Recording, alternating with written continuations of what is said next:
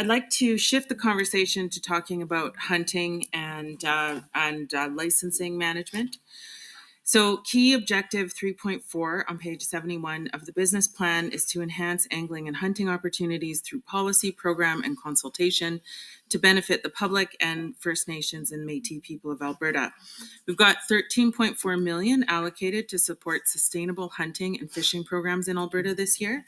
I'd like to start by addressing the Premier and Minister's special licenses. According to travel and expense disclosures, the Minister and his Chief of Staff spent just over $10,000 on several international trips promoting hunting opportunities and auctioning Premier special licenses. These trips included trips to Nashville for the Safari Club International Convention, Salt Lake City for the Western Hunting Expo, and Reno, Nevada for Alberta Special License Auction. The Alberta Special License Auction in Utah generated $356,000 for 7 licenses. An 8th special license for a bighorn sheep sold at $400,000 at a different auction.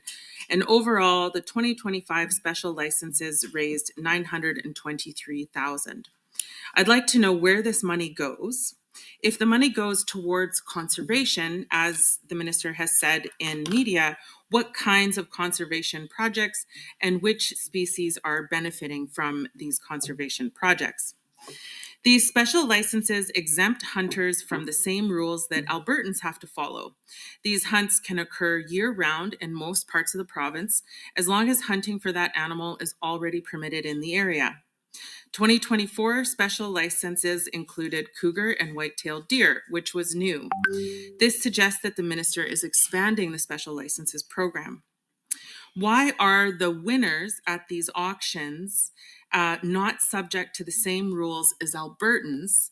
Why are we selling our wildlife to the highest bidder and then exempting them from the existing regulations that Albertans have to follow?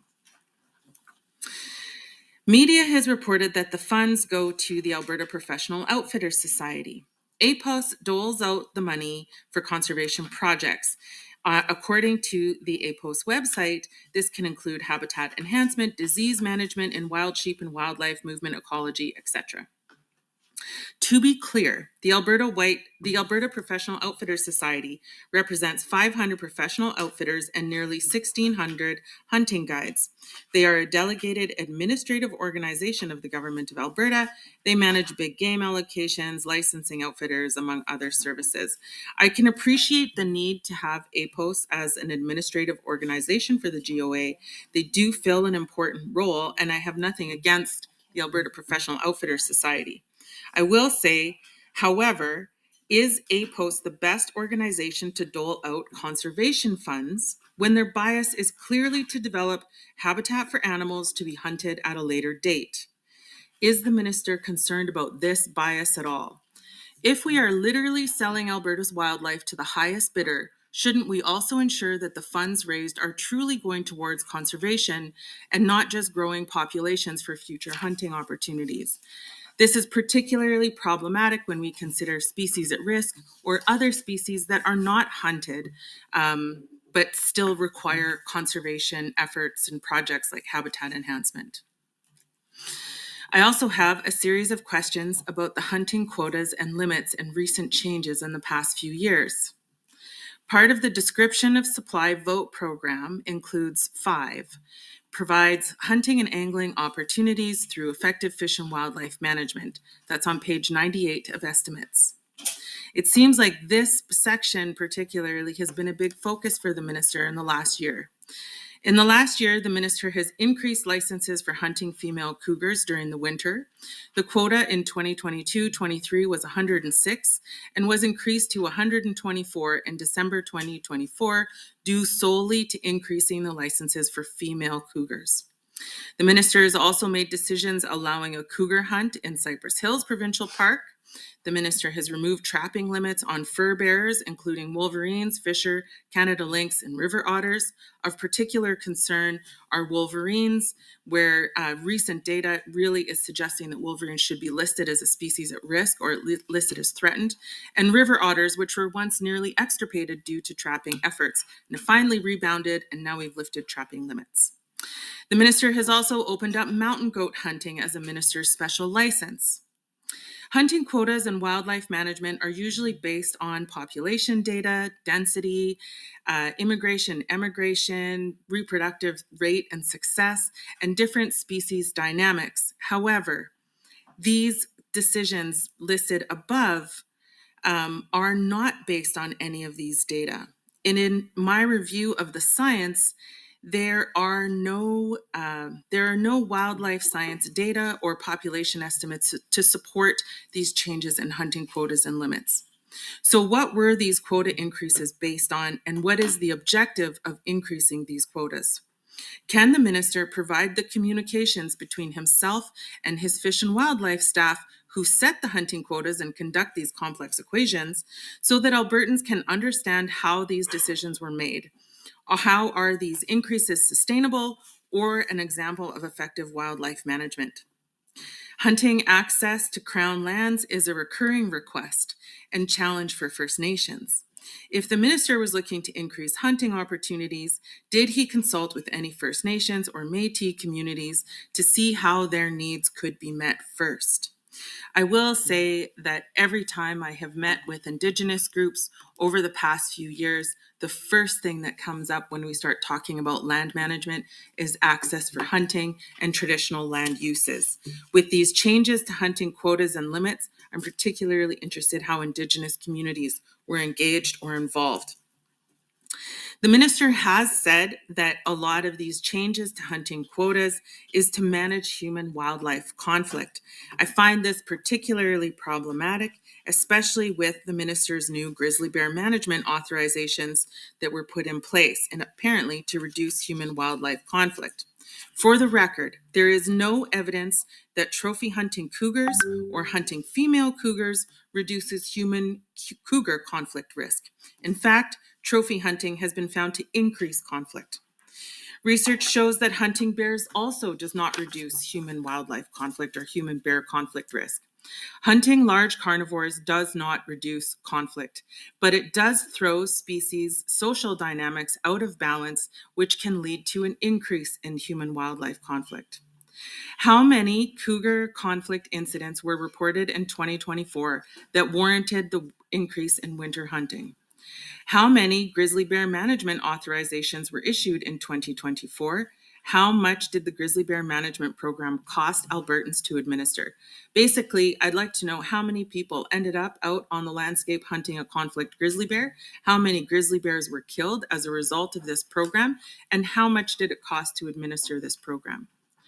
Research shows time and again the best way to reduce human-wildlife conflict is to work with people to reduce attractants. This can be accomplished through programs that work with landowners to reduce hiding places for cats, like blocking off their decks or wildlife proofing their garages so that cougars and coyotes can't get in and hide in those places. We want to get rid of hiding and denning habitat on properties, but we also need to work with landowners to reduce food attractants, both natural and anthropogenic. It is these efforts that reduce human-wildlife conflict. Working with people is the foundation of effectively reducing human-wildlife conflict. The Grizzly Bear Recovery Plan recommends a human bear conflict specialist for each management unit to do this work. Yet there are no full-time, permanent human bear conflict specialists working in Alberta at the time. Was this considered before opening up these special authorizations? My question through you, Mr. Chair, to the minister is, have we exhausted all other options to address conflict before we started allowing the public to have a license to hunt a conflict bear? I am very concerned about this new program, not only for the risk that it poses to grizzly bears, but also the risk it poses to people. I do not think a member from the public should be set loose on private land to hunt a conflict grizzly bear. That scenario, as a bear biologist, makes me very nervous, and I'm very concerned about what it can mean for public safety. And I think it's almost 10 minutes, so I'll just give the rest of the block to the minister to answer those questions. All right, Minister. Okay, thank you very much. Appreciate the questions. So you started on the special license Minister Special License Program. Just to give a bit of background on there, I believe it started in 1995, so it's been going for about 20 years. So obviously it went through the time period when the NDP were in government. So obviously they were selling minister special licenses at that same time. And so where does the money go? So again, I believe you're correct in the figure that it's about was $651,000 US that was brought in by the Minister Special Licenses, and I think it's about $931,000 Canadian for those special licenses. And so where does the money go? So what happened before I was a minister? Before I was the minister in charge of this program, the APOS was chosen to be the ones to market those tags at those auctions, because they would know best where to market them, which hunting shows to have those auctions happen. So they were chosen again by a previous minister to market those tags, those licenses, and that money goes to a special fund that a committee has been set up that involves many different organizations from across the province to determine, and what happens is different organizations, including universities and things like that in Alberta, make application to that committee to determine how that money will be spent. And that committee makes that decision. So it isn't APOS making the decision. It's a committee set up by APOS that involves many different organizations and educational institutions to determine how that money is spent. And that money is spent based on the criteria that's been determined, and for things like habitat enhancement, wildlife studies, and things like that. Now, there was a suggestion that there's different rules for these minister special licenses than for Albertans. But Albertans, for every minister special license that's sold at an auction to anybody from around the world, there's a minister special license that's raffled within Alberta. And the exact same rules that apply to the ones sold at auction are the exact same rules that apply to the ones that Albertans can win in a lottery system. So there's no difference in how people are treated there. As far as expanding species, when it started in 1995, it was started with bighorn sheep. And before I became the minister, it had expanded to I think 4 or 5 other species, and now we've expanded it to a couple more species. So that expansion has been happening over the past. It isn't something that I just myself came up with. When it comes to cougar management, you brought up some comments on the female cougar quota increase. And so just so you know that when we make decisions on these quotas, we use the cougar management plan. And that plan is focused on maintaining a healthy cougar population. So cougar quotas are regularly adjusted in line with that management plan. And of course, the plan aims to reduce human-wildlife contact, protect species at risk like caribou, manage predation on susceptible species like bighorn sheep and mule deer, and ensure the long-term health and sustainability of cougar populations. So during in the last year or so, the area that we hunt cougars has expanded based on the population of cougars expanding across the province also. You mentioned about Cypress Hills. There's been hunting going on in Cypress Hills, I believe, since in the 80s. So it isn't new to have hunting happen in Cypress Hills Provincial Park. In fact, about 85% of our areas protected by or managed by Alberta Parks has hunting taking place on it. We have hunting, I believe, in 4 provincial parks: Cypress Hills, Castle Provincial Park, Luskin Hills Provincial Park, and Winogamy Lake Provincial Park, and also in 10 different provincial recreation areas. And that is along with the areas Trying to, where did I see that? I'll just go back to say that about 85% of the areas managed by Alberta Parks is hunting takes place on. So again, there's nothing new there. That's something that's been going on for quite a while. There was the comment about the mountain goat to minister special license. That's this year was the first year for that, and that was resident only. There wasn't one sold in the U.S.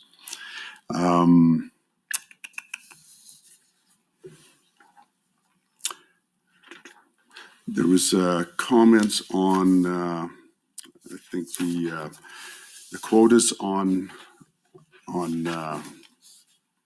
wolverines and other animals with the trappers quotas. And we went through this before, we can go through it again, but the quotas that were in place were defensible. Basically, somebody had decided that we would have a quota of one wolverine for every registered trap line in Alberta. And of course, we have some areas where there's no wolverines, where there would have a quota, and we'd have other areas where there was a lot of wolverines with a low quota.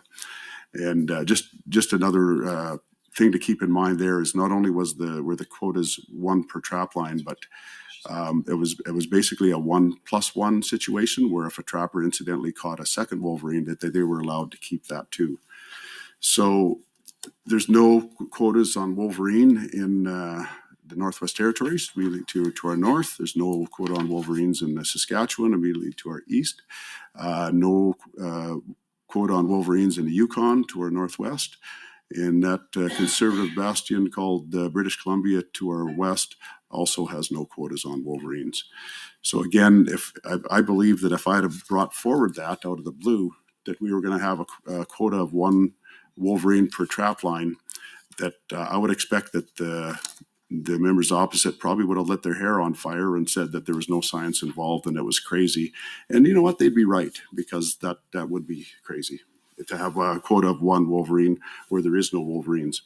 So those quotas were arbitrary, and we can bring quotas back in if need be, where it's needed. But we'll use science to do that, not ideology.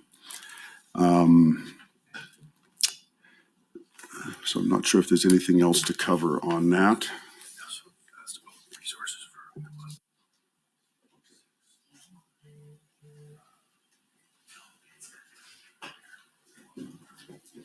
So as far as dedicated human-wildlife coexistence, we have 6 FTEs. We have 1 provincial wildlife conflict specialist in lands operations. We have 1 human-wildlife coexistence team lead in parks. We have 1 human-wildlife conflict coordinator in conservation officer service and lands operations. And we have 3 FTEs to support the Kananaskis bear response program in parks. Additionally, conservation officers routinely respond to human-wildlife conflict situations, in addition to their more than 200 counterparts in the Fish and Wildlife Enforcement branch in the Public Safety Emergency Services. In 23-24, there was 1,007 reported incidences of human-wildlife conflict, 850 which were bear-related. So when we look at the situation between with bears in the province of Alberta, last year, I believe we had 2 people mauled in Alberta. And in the last few years, I think we've had 4 people killed by grizzly bears in the province of Alberta. And the fact that the grizzly that mauled somebody last fall was actually the same grizzly that killed somebody previously a couple years before that. So we do have situations in Alberta, in the province here, where grizzlies are causing issues and actually hurting and killing people in the province of Alberta. By having the responder program, there was a question as how many times it was used. I believe it was used only once, and there was no bear killed with that program.